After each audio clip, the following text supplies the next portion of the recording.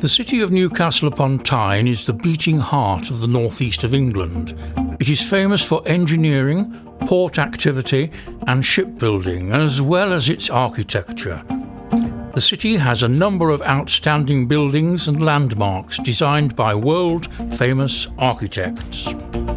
Let's take a look at 10 of the most famous structures around Newcastle, including the Biscuit Factory, the Guildhall, Gray's Monument, St Nicholas's Cathedral, the Tyne Bridge, the Gateshead Millennium Bridge, the Sage, the Baltic, the Usburn Schools and Cross House. The Biscuit Factory, located in Shieldfield, is a contemporary art gallery housed in a converted Victorian building. It was erected in 1860 as a biscuit factory, but the Gibson family owners converted it to a warehouse 10 years later. The street level was raised, submerging the 2 lower stories, now used as artists' studios. It is the largest commercial art, craft and design gallery in the country. It hosts 4 major exhibitions per year, representing over 250 artists. Its lively and helpful team will assist the experienced collector as well as the first-time buyer. The factory kitchen offers artisan cooking, cakes and coffee. Go a little further to the rooftop terrace and greenhouse.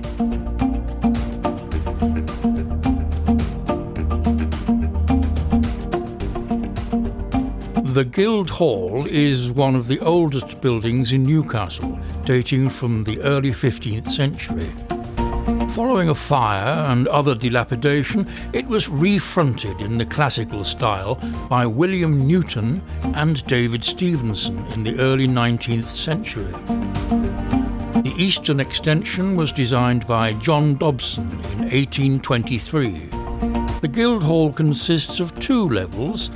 The upper houses the Grand Hall and Magistrates' Court, while the lower is home to a number of civic offices.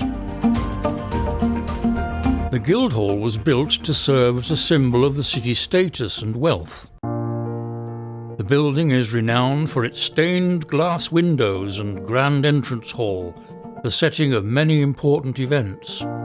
City governance is now centred at the 1960s Civic Centre to the north. Gray's Monument is one of the most recognisable structures in Newcastle.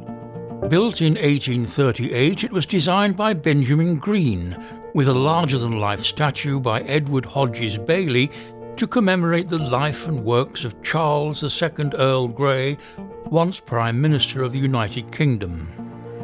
The monument is a Doric column with a stone statue of Earl Grey at the top. He stands 41 metres or 133 feet high, located at the junction of Grey Street, Granger Street and Blackett Street. It is a popular tourist attraction in the city, as well as a gathering point for political rallies, open-air music and street theatre. St Nicholas's Cathedral was founded as a Norman church in 1091, but was rebuilt following a fire in 1216. It is mostly perpendicular in style, although later additions are more Gothic in character. The tower and spire were completed in the 15th century. The church was elevated to cathedral status in 1882, when Newcastle became a city. There are a number of stained glass windows that line the walls of the cathedral. St Nicholas's Cathedral is a popular tourist attraction in the city, and visitors often come to view the architecture or enjoy cultural events held here since the clearing of the nave. The Tyne Bridge has been called Newcastle's trademark. The bridge, completed in 1928, is a fine example of northern engineering. It was designed by Mott, Hay and Anderson and constructed by Dorman Long of Middlesbrough. The bridge's design was influenced by the earlier Hell's Gate Bridge in New York. The Tyne Bridge is a through arch design, carrying one of the major roads in the city. Its weight is borne by two Cornish granite supports and balanced cantilever ends. It is a continuing symbol of the city and a reminder of Newcastle's past and present. The Gateshead Millennium Bridge is a pedestrian and cyclists bridge crossing the River Tyne, designed by Wilkinson Eyre. It was completed in 2001, linking the Gateshead foreshore with Newcastle's quayside. The bridge's innovative design has been likened to a winking eye as it tilts open. The deck is suspended from two steel arcs. The Sage, on the Gateshead side of the river, was designed by Norman Foster and Partners. It is home to a number of arts and cultural organisations, as well as housing an auditorium used for concerts and events. The Sage Gateshead is made up of two wings elevated above the water, allowing it to be seen from a number of surrounding areas. Its unusual design and mirror glass has earned it numerous architectural awards and is now part of the Tyneside landscape.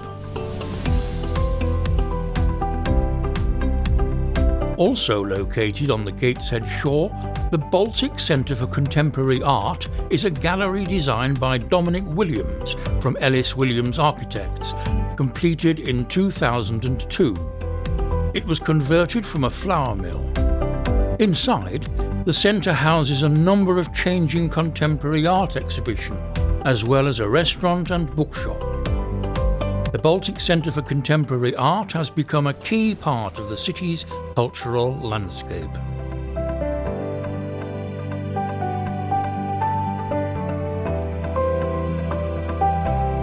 The Newcastle Enterprise Centre, Albion Row, is in the former Usburn Schools building, designed by Frank West Rich in 1893.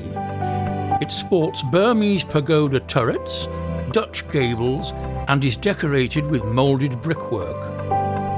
It closed as a school in the 1960s, becoming offices for the Education Committee Distribution Centre, but was revamped as a business development centre in 1993.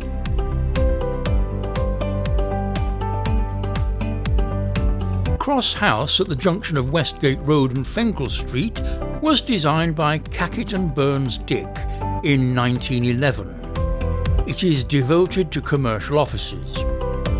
There was an earlier version dating from the 17th century that was demolished to make way for the road widening scheme. It is constructed in what was then a novel method of reinforced concrete frame faced with Portland limestone. The escutcheon and nameplate remind us that this was built as an insurance company office. There are two bays on each side elevation, but otherwise the windows are plain. A heavy cornice above the fourth floor gives the building gravitas. There was a fire here in 1919 in which 12 people died. The 1906 statue by John Tweed at the front is of Joseph Cowan, a radical Liberal, the MP for Newcastle for 12 years from 1874, and a newspaper proprietor with a passion for Jewish emancipation. He died aged 70 in 1900. These are but a few of the worthy buildings in and around Newcastle. What was once a bustling port for the coal trade and a centre for heavy engineering is now more welcoming to the visitor. Metal bashing has given way to commerce and leisure, with many older buildings repurposed and continuing to serve the people of Tyneside.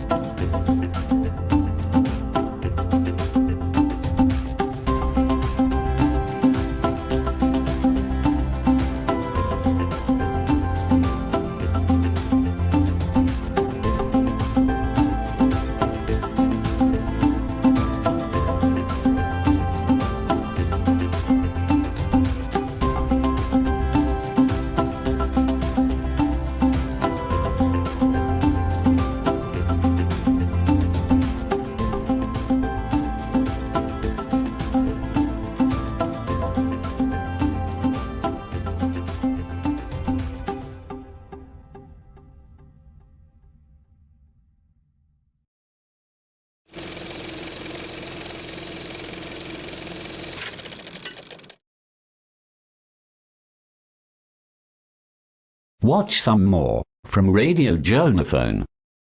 Subscribe to the channel. Enjoy.